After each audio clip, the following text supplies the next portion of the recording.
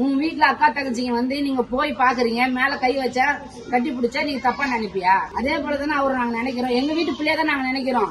எங்க பிள்ளை வேற இல்ல, அவரு வேற இல்ல, ரெண்டும் ஒண்ணுதான். எங்களுடைய பிள்ளை அவரு ஃபர்ஸ்ட். அவரு வந்து எங்க அண்ணன் தம்பி, எல்லாருக்குமே அப்படிதான் பழகிறோமே தவிர உன்ன மாதிரி தப்பான இடத்துல யாருமே பழக மாட்டாங்க. பெத்தவங்க நாங்களே இருக்கிற போது என்னோட பிள்ளை நினைச்சு என் தங்க என் பொண்ணு மேல கை போடுறாங்க. அதுக்கு நீ அப்படி பேசுற தப்பா? வேல்முருகன் பேரை வச்சுக்கிட்டு, தமிழுக்கு பேர் அவர் தான், கடலோட பேரை வச்சுக்கிட்டு தப்பா பேசுறியே. சோறு தின்ற வேற எதுனா தின்றியாடா? நீ சாப்பாடு தானே சாப்பிடுற, வேற எதுவும் சாப்பிடல. விஜயண்ணா பத்தி உனக்கு என்ன தெரியும்? அவரை பத்தி பேச தகுதி இல்ல உனக்கு. அவரு எப்பவுமே எங்களுக்கு எல்லா பெண்களுக்குமே அவரு முன்னுரிமை கொடுக்குறாரு. அவரு அக்கா தங்கச்சி கூட, அவர் தங்கச்சி கூட பிறந்திருக்கிறாரு. அதனால அவரு என்னன்னு தெரியுது. நீ அக்கா தங்கச்சி கூட பிறந்தவனா? நீ எப்படி பேசுவ அந்த வார்த்தையெல்லாம்? அப்படி பேச உனக்கு தகுதி கிடையாது. நீங்க அவரை பத்தி பேசுறதுக்கு பொதுமக்கள் நாங்க எல்லாருமே சேர்ந்து அவரை நீங்க பேசுறதுக்கு உங்களை நாங்க மறுநாள் கண்டிக்கிறோம்.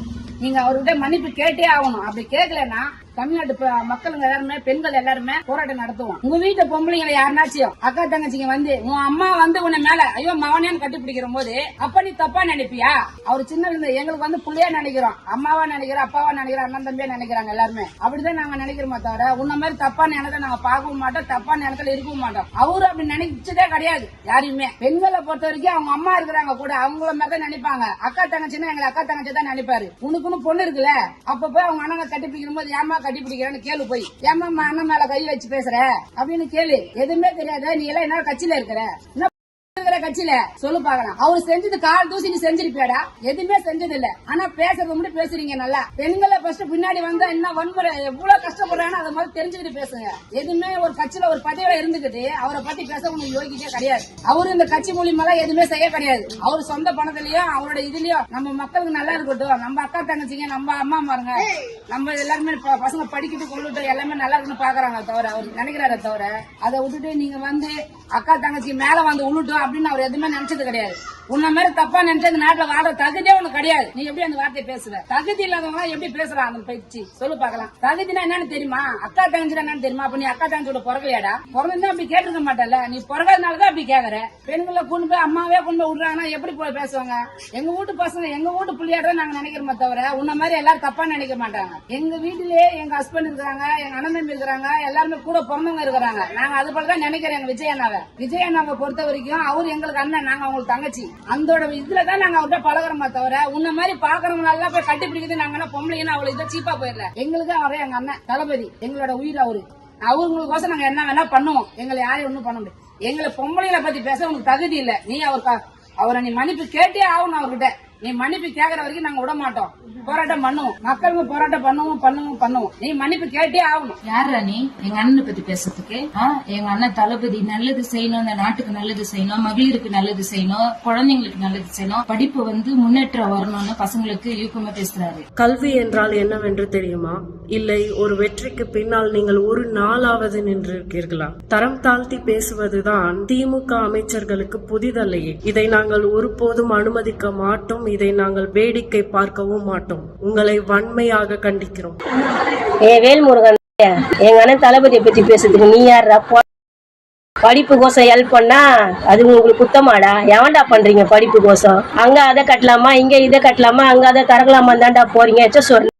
ஒரு சின்ன சின்ன குழந்தைங்க மேல சால்வை போடுறது கூட உங்களுக்கு குத்தம், கை போடுறது குத்தம். நீ அக்கா தங்கச்சி மேல போட மாட்டா, உன் பொண்ணு மேல போட மாட்டாடா? அறிவில்லடா உனக்கு? எங்கடா இருக்கிற நீ? வீடு தேடி வந்து அடி போனா நாங்க. எங்க அண்ணனை பேச அந்த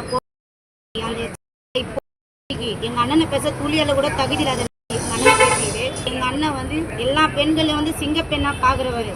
அப்படியேப்பட்ட மனசு இடத்துல வந்து எங்க அண்ணனை பேச இவெல்லாம் பேச எங்க அண்ணனுக்கு பேசுறது தகுதி இல்லாத எதுக்கு பேசுது? கல்வியோட 1% முக்கியத்துவம் தெரியாத ஒரு அரசியல்வாதி வாயிலிருந்து இந்த மாதிரி ஒரு கீழ்த்தரமான வார்த்தைகளை கேட்கறதுக்கு ஒரு கல்லூரி பேராசிரியையா எனக்கு ரொம்ப சங்கடமா இருக்கு. ஒரு 4 குழந்தைங்களை பெத்த அம்மாவா எனக்கு இது ரொம்ப வருத்தத்தை கொடுக்குது. நான் இது ரொம்ப வன்மையா கண்டிக்கிறேன். எப்படிடா சொல்லுவேன்? நீ எந்த நாட்டுலடா பிறந்த? நீ பெண்களுக்காக அவர் முதல்ல எடுத்த கொடுத்தவருடா. அவரு சிங்கப்பெண்ணு கொடுத்தவருடா, பட்டமே கொடுத்தவருடா. நீ எங்கடா இருக்கிறா? 10 மாசம் சுமந்து பெற்ற தாய்க்கு தெரியாதா தான் குழந்தைங்க யார் கூட போட்டோ எடுக்கணும், எப்படி எடுக்கணும், எந்த முறையில எடுக்கணும் படிக்கணும்ட்டு பெத்த தாய் தகப்பன் பக்கத்துல இருக்காங்க, அவங்களுக்கு இல்லாத அக்கறையா உங்களுக்கு அவ்வளவு பெரிய அக்கறை. இதுவே உங்க கட்சியில யாராச்சும் ஒரு ஸ்கூல்ல போயிட்டு போட்டோ எடுத்து குழந்தைங்க மேல தோல் மேல கை போட்டிருந்தா உங்களுக்கு அந்த பார்வை வந்திருக்குமா, இல்ல அதுல சொல்லிருப்பீங்களா? எது நான் ஒண்ணு பேசணும்னு பேசுறீங்க, ஏன் பயம் வந்துருச்சுங்களா எல்லாருக்கும்? இன்னும் 1 வருஷம் தான் இருக்கு, 6 மாசம் தான் இருக்கு, எதனா பண்ணி எதாவது கிரியேட் பண்ணணும்னு சொல்லிட்டு பண்றீங்களா என்னன்னு தெரியல. அவரு கூட போட்டோ எடுக்கணும்ன்ற ஆசையில குழந்தைங்க அன்பா அண்ணனா அப்பாவா நினைச்சு எடுக்கிறாங்க. அவரும் தான் குழந்தைங்க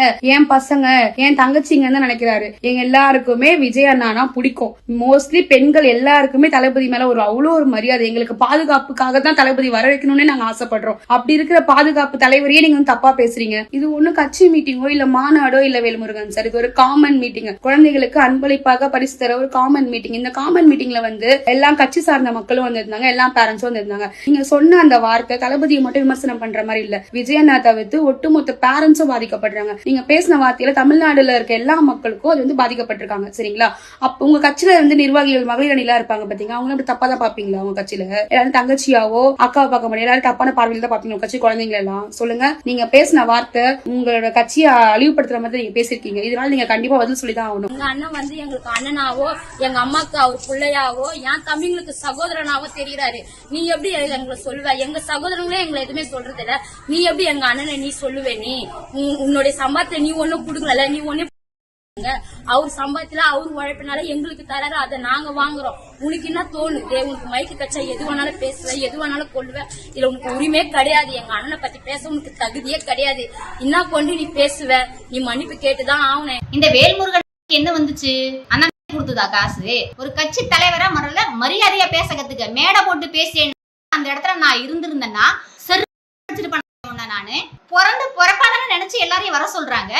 கூட பிறந்த அண்ணன் தங்கையால நினைச்சுதானே அவர் கட்சி தலைவர் வர சொல்லிருக்காரு.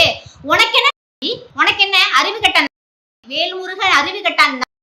உன் புள்ள படிக்குதான்?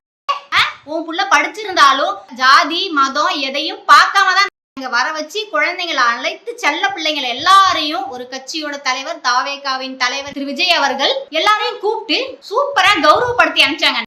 இப்போ ஆண்டுகிட்டு இருக்க கட்சி இத மாதிரி குழந்தைகளை எல்லாரையும் கூப்பிட்டு கௌரவப்படுத்தலாம். கட்சியில இருந்தா ஒழுங்கா பேசணும்னு உனக்கு தெரியாதா? நீ தலைமையா இருந்தா உனக்கு கீழே இருக்கிறவங்க எப்படி இருப்பாங்க? இன்னும் ஒரு தடவை அந்த கட்சியோட தலைவரை பற்றி தரைக்குறைவாக பேசினால் அனைத்து பெண்களும் உன் வீட்டில் கொண்டு வருவோம்.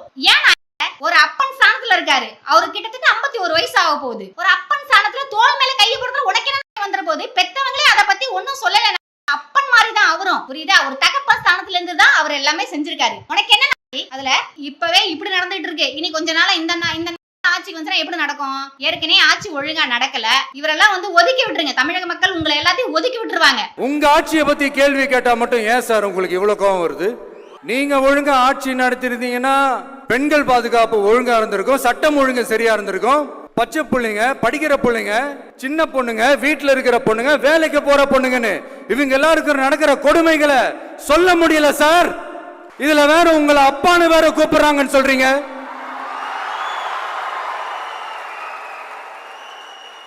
தினம் தினம் உங்களுடைய இந்த கொடுமைகளை அனுபவிச்சுட்டு இருக்கிற என்னுடைய சகோதரிகளான தமிழ்நாட்டு பெண்கள் தான் உங்களுடைய அரசியலுக்கு ஒரு முடிவு கட்ட போறாங்க, உங்களுடைய ஆட்சிக்கு ஒரு முடிவு கட்ட போறாங்க, உங்களுடைய இந்த அரசியல் வாழ்க்கைக்கு ஒரு முடிவு கட்ட போறாங்க.